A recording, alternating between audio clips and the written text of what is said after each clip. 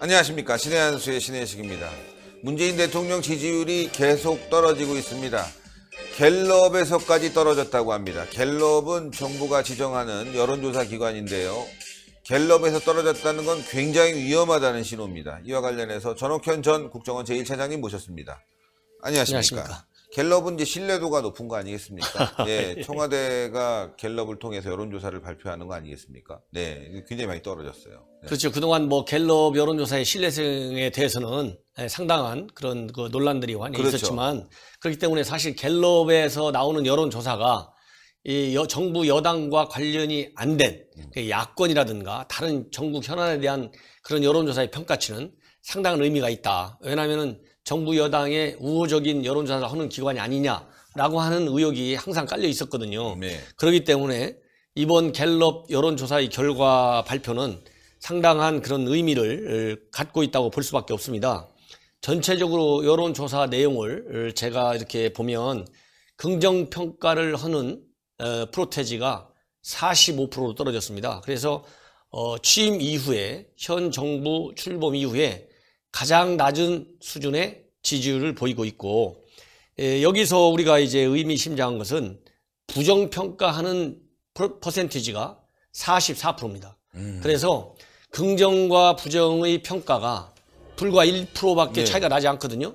그러면 이거는 사실상 동률일 수도 있고, 아니면은 또 1% 부정평가가 또 높을 수도 있다. 그런 이제 숫자 나온 대로 치면 45대 44이기 때문에 정말 용호삼각의 그런 여론조사 결과가 나온 것이죠. 그만큼 제가 보기에는 정부 여당에 주는 시그널은 상당히 충격적이지 않을까, 이런 생각이 듭니다. 자, 이렇게 여론조사가 떨어졌기 때문에 뭐 국민들이 봤을 때는 경제도 나쁘고 사회도 불안하고 또 경기는 너무 안 좋고 말이죠. 그러다 보니 이제 여론조사가 떨어졌는데, 그래도 말이죠, 이거 높다는 얘기가 많아요.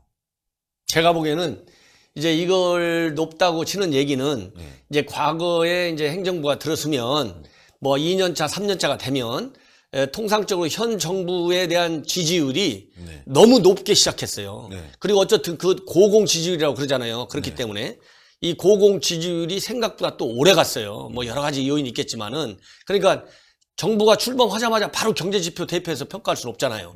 왜냐하면 시험 볼 수 있는, 숙제할 수 있는 시간을 줘야 되잖아요. 그 숙제할 수 있는 시간이 이제 충분히 간 거예요. 집권 3년째 들었으니까. 그러니까 경제 지표가 뭐 뜨거운 밥 먹어갖고 금방 내 배부르고 이런 게 아니기 때문에 시간이 걸리고, 그리고 대통령이 어쨌든 간에 전 정부에 비해서 소통은 잘한다는 긍정평가는 부인할 수 없거든요. 이제 이러다 보니까 실적이 없이 기대치, 그렇지 않아요, 희망치, 이게 너무 높았다. 그러다 보니까 이제 고공 지지율이 계속됐거든요. 근데 지금은 이제 시험 본 결과가 나오는 거예요. 1년 반, 2년 했으니까 숙제한 거, 시험 본 이제 성적이 나오잖아요. 성적 나온 제일 나쁜 성적이 뭐냐? 경제 민생 문제예요. 그렇죠. 그러니까 경제 민생에 대해서는 제가 한번 읽어드릴게요. 경제 민생 분야가 해결 능력이 부족하다. 이게 무려 43%예요. 그러니까 지금 부정 지지율, 부정 평가가 44%잖아요. 긍정 평가가 45%고, 근데 경제 민생 잘못했다는 거 하는 것이 43%예요. 그러니까 경제 민생에서는 점수가 하나도 안 나오고 있다. 그 다음에 이제 중요한 것은 이제 고공 지지율을 이렇게 이렇게 뒷받침했던 것 중에 하나가 남북 관계, 비핵화 문제 이런 거잖아요. 그러니까 그 당시에 얼마나 기대치가 높았어요. 근데 이것도 이제 시험 다 보고 있어요. 벌써 3월부터 시작해갖고 지금 12월이니까 9개월간 시험 본 성적이 지금 나오잖아요. 숙제 능력이 나오잖아요. 그러니까 지금 이 숙제 보니까 점수를 왜 보니까 이게 점수가 안 나오는 거예요. 그래가지고 이 통계치에 보면은 대북 관계에 대한, 또 그 대북 관계가 친북 성향을 흐르고 있다. 이게 무려 20%예요. 이러니까 이게 지지율이 나올 데가 없는 거예요. 왜냐하면 지금 국정에 가장 큰 축이 뭐냐? 하나는 경제, 하나는 남북 관계거든요. 그러니까 경제에서 43% 나와버리지. 남북관계 20% 막, 그러니까 어디서 지지율이 나옵니까? 안 나오는 거예요. 이런 큰 특징이 아주 분명히 나오고 있고, 그리고 이제 이번 여론조사 결과에서 우리가 간과할 수 없는 것 중에 하나는 유보층이 있잖아요. 유보층. 과거에는 유보층이 그저 한 20% 되고 25% 되고 10% 됐는데 이번 유보층은 불과 11%밖에 안 된대요. 많이 줄어버렸네요. 유보층이 없는 거예요. 그러니까 싫다 좋다로 그냥 싫다 딱- 좋다 양극화되는 거예요. 네. 지금 우리 사회가 경제적인 정치적인 측면에서 양극화 대립뿐만이 아니고 대통령이 우리 국정 운영을 잘 하느냐 못하느냐 요거에 대해서도 정치적 스펙트럼과 관계없이 양극화 현상이 심하게 벌어지고 있다. 그래서 제가 이거 지금 들고 나왔어요. 네. 과거에 비교해 보면요, 이 유보층이 네. 예를 들어서 노태우 이거 뭐 엄청 오래된 얘기인데 80년대 말이니까 네. 예, 거의 뭐 30년 전부터 올라가면 네. 노태우 대통령 때는 29% 유보층이, 예. 그 다음에 김영삼 대통령이 31%. 많은. 이거 엄청 높았잖아요. 그 다음에 김대중 대통령, 네. 진보, 민주당 정권, 이때도 25%. 예. 그 다음에 언제부터 줄었냐. 노무현 대통령이 17% 줄었어요. 네. 예, 노무현. 그러면 언제부터 확 나빠지기 시작했냐면, 네. 이명박 대통령 9%, 박근혜 대통령 10%, 현재가 11%. 비슷해졌네요 이제. 이게 인기가 제일 높던 그런 그 시기에 유보층이 줄듯이 지금 확 줄어버린 거예요. 이거는 이제 분명히 워닝 시그널로 봐야 된다. 위험하다. 그렇지 않으면 우리 국민이 불행해져요. 정권이 성공하냐 안 성공하냐도 물론 중요하겠지만, 그렇잖아요. 그러나 우리 국민 생활이 불행해지고 국민들의 안보 이런 불안이 심화된다. 그러니까 불행 지수가 높아진다. 이건 안 되잖아요. 그렇죠. 예, 이런 게 이제 특징이 또 하나가 있고요.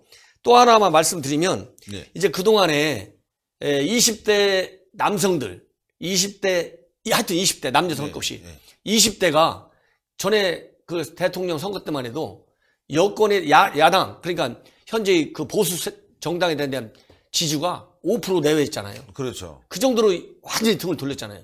근데 지금 이번 여론조사에도 이 현 대통령에 대한 말하자면 반대, 부정평가가 20대에서 굉장히 높아요. 20대에서. 20대도 굉장히 높고. 핵심 지지층이. 핵심 지지층 20대. 예. 이게 막 요지부동의 절대적 예. 지지인데 20등이 불만이 높아지고 있고. 제가 지난주에 평가하고 이럴 때도 여성들이 그래도 남성들은 싫어하는데 여성들은 문 대통령 지지 높다 했잖아요. 예. 근데 여성들도 지지율이 떨어지고 떨어지고 있어요. 있다. 예. 이런 경험이 벌어지고 있고. 그 다음에 지역적으로. 지역적으로. 우리나라는 이게 정치가 지역 기반을 강하게 예. 가지고 있잖아요. 불행하게도. 근데 지금까지는 충청권, 뭐 세종시라든가 대전 이런 거 다 포함하는 겁니다. 충청 남북도. 충청권은 조금 높은 편이었는데 이번에 충청권에서 이 부정평가가 무려 50%가 넘어요. 와. 52%. 그래갖고 지금은 이제 반대파 지역적으로. 그러면 영남파잖아요. 경상도 지역. 여기에서 있는데 이제 경상도에 이어서 충청권이 이제 등을 돌리고 있다. 그냥 호남 빼놓고는 전반적으로 영남, 그다음에 경북, 서울은 조금 뭐 비슷하다는 그렇죠. 얘기가 있었어요. 그러니까 이제 영남은 이미 그러니까 대통령이 지금 PK 지역 가가지고 그제 딱 격려를 했잖아요. 예. 경제 잘 챙겨라 딱 했잖아요. 왜? PK 이런 지역에서 지금 넘어가고 있으니까. 네. 지금 PK를 장악해야 내후년도 총선에서 해갖고 정권 지지 기반을 확보하는데 지금 TK 찍은 이미 넘어갔고 PK가 또 넘어가고 있거든요. 이러니까 이제 불안하게 느끼는 대통령이 맨 먼저 달려가신 것 같아요. 그래갖고 지금 현재 지역적으로는 보면 다른 여론조사에서 나오는 거 보면 호남은 아직도 80% 정도가 지지하고 있어요. 79%. 요지부동. 절대적 지지. 그 다음에 수도권도 이제 조금 흔들리고 있고 수도권이 아니고 이제 서울에서만 지지층이 그래도 조금 유지가 되고 있고 세게 넘어가는 것이 맨 먼저 넘어간 게 DK. 그 다음에 PK가 넘어갔고 또 다시 충청권이 흔들리고 있다. 이런 것이 이제 이번 이 여론조사의 특징적인 현상으로 나오는 것 같고요. 마지막으로 이제 하나만 더 내용적으로 볼 때 그동안에 이제 한국당에 대한 지지율이 그래서 이게 한국당에서 이 갤럽 여론조사 믿을 수 없다. 이런 맨날 한국당은 10% 내외잖아요. 근데 이번에 보니까 한국당이 19%예요. 19%. 엄청 올라간 거잖아요. 올라갔네요. 갤럽인데도 불구하고. 이런 데 반해서 민주당은 항상 고공 지지율했잖아요. 민주당이 지금 이제 40% 밑으로 떨어졌어요. 40% 밑으로. 36%. 자유한국당이 근데 더 올라갈 수 있는데 다른 조사에서 보면 2주간은 떨어지고 있거든요. 근데 갤럽에서는 올리긴 올렸지만 그래도 20%를 못 나가면 그러니까 왜냐하면 다른 여론조사에서는 20% 근접할 때 갤럽에서는 10%, 11%, 12%예요. 그리고 지금 다른 여론조사는 한국당이 26.2%까지 올라가잖아요. 26.6%까지.